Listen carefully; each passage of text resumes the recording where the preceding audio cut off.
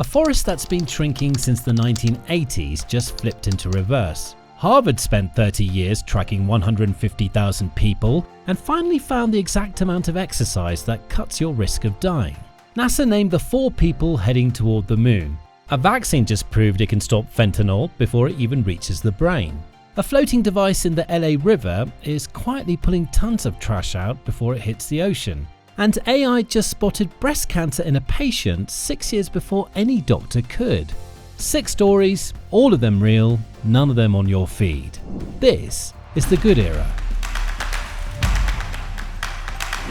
Mangroves have had a rough few decades.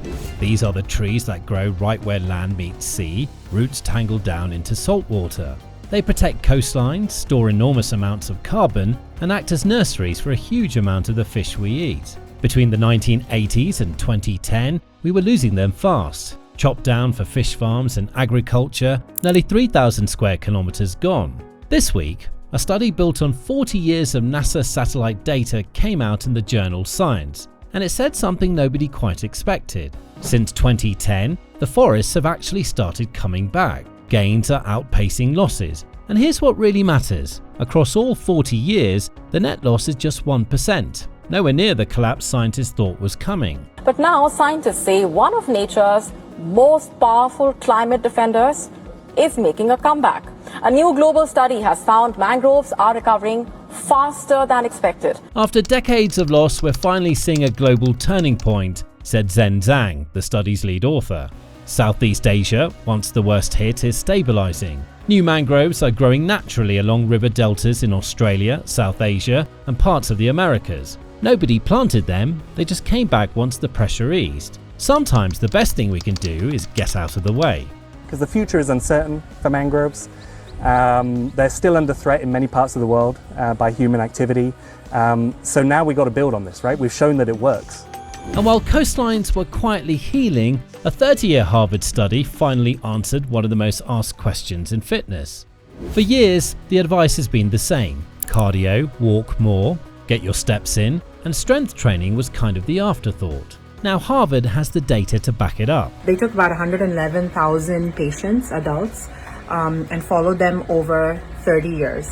So a huge study. Researchers tracked these adults across 3 major health studies, asking every 2 years how much they exercised. What they found was surprisingly specific. People doing 90 to 120 minutes of strength training a week had a 13% lower risk of dying from any cause. For heart disease, risk dropped 19%. For neurological conditions, 27%. Think about what that works out to. 2 or 3 sessions a week, each around 40 minutes. That's it. That only works out to 3% of your day. Something most people could actually do.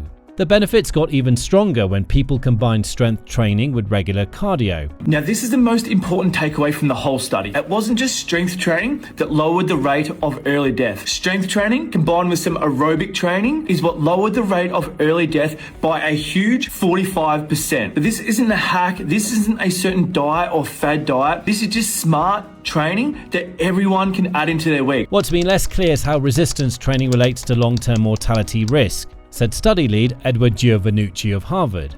Now, after 30 years of data and nearly 150,000 people, we have the clearest answer we've ever had. And from what keeps the body going to the people heading somewhere no human has been in over 50 years. Earlier this year, Artemis 2 flew 4 astronauts around the moon and brought them home. First time humans had left Earth orbit in over 50 years. This week, NASA named who goes next. On June 9th at the Johnson Space Center in Houston, they announced the Artemis 3 crew. Commander Randy Bresnik, NASA veteran and retired Marine colonel, pilot Luca Parmitano, one of ESA's most experienced spacewalkers, and mission specialist Frank Rubio and Andre Douglas. Rubio holds the American record for the longest single spaceflight, 371 days on the International Space Station. Douglas, the youngest of the 4 and a Coast Guard Reserve officer, said it simply: "This mission is going to be fantastic. Go NASA." The mission launches in 2027. They will stay in Earth orbit and dock with the lunar landers that SpaceX and Blue Origin are building, testing everything that needs to work before humans go to the surface. That surface mission, Artemis 4, is planned for 2028. First people on the moon since 1972. Now from space to something happening right here on the ground, in the middle of the worst drug crisis in American history. Fentanyl is now killing more Americans every year than car crashes and gun violence put together. That number has been climbing for years, and it's still climbing. Frank Tarantino, Chief Operating Officer of the Drug Enforcement Administration, stated, "It's what's killing the majority of Americans today. In fact, the highest cause of death today in the United States is fentanyl. Not car accidents? More than car accidents, more than COVID-19, more than gun violence." And for years, the main response has been Narcan, a drug you give someone after an overdose has already started. Always reactive, always chasing. This week, Scripps Research published a completely different idea. A vaccine that teaches the immune system to neutralize fentanyl before it ever reaches the brain. Traffickers constantly tweak the formula to make new variants that slip through. A vaccine targeting one version would go stale almost immediately. This one doesn't work like that. By rebuilding the molecule from scratch, the team found the immune system could recognize the whole family. Carfentanil, China white, acetylfentanyl, all of them. In mice, fentanyl in the brain dropped 70% after vaccination. Even at normally fatal doses, breathing stayed normal, and it didn't block regular pain medication, so it wouldn't affect people who genuinely need it. Human trials haven't started, but this is the most ambitious approach to the overdose crisis anyone has published so far. And from protecting lives in the present to cleaning up a mess that's been building for decades. There is a device sitting in an LA river right now, doing almost nothing, just floating there. Then it rains, and every piece of trash that the city has dropped, tossed or forgotten gets washed downstream toward the ocean. This device wakes up, catches it on a conveyor belt, and dumps it into bins. It's called the Interceptor. It was built by Boyan Slat, the same Dutch engineer who's been pulling plastic out of the Great Pacific Garbage Patch since he was a teenager. Since 2022, one of his interceptors has been sitting in Bologna Creek near Marina del Rey, quietly collecting trash from communities like Venice, Beverly Hills, and Santa Monica. £28,000 a year, over 200 tons total. We were successful in raising $121 million to now start the 30 Cities program. So powered by this new audacious grant, all going well, we'll see more interceptor deployments this year than our entire installed interceptor base that we've built up over the past 5 years. This week, LA confirmed a second one is coming to the San Gabriel River, and they have a hard deadline, the 2028 Olympics. Long Beach is hosting rowing and open water swimming, and they want those waters to be clean. Yeah, there's this real kind of like collaborative, collective effort to make a change, and I think that SoCal residents should be proud of, especially when the Olympics comes around. That includes a cleaner, healthier, more beautiful coastline, said Long Beach Mayor Rex Richardson. And from cleaning up what you can see to catching something most people will never know was there.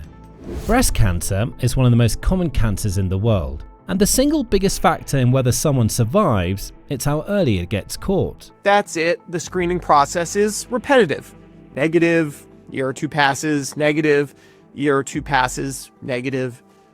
But for around 13% of women, one of those mammograms will eventually find a breast cancer. A major new study published in the journal Radiology just showed that AI can change that. And here's what it looks like in practice. And if I tell you an AI system can detect signs of cancer on a screening mammogram 6 years before the cancer diagnosis, you almost have to lean on magic to understand why. This is a real patient, 3 mammograms. September 2009, she's 69. Radiologists read the scan and see nothing wrong. The AI agrees. All 3 systems score her below the risk threshold. September 2011. The scan still looks completely normal to every human eye reading it. But now all 3 AI systems have crossed the threshold. Something has shifted in the image that no radiologist is trained to see. February 2014. Cancer diagnosed.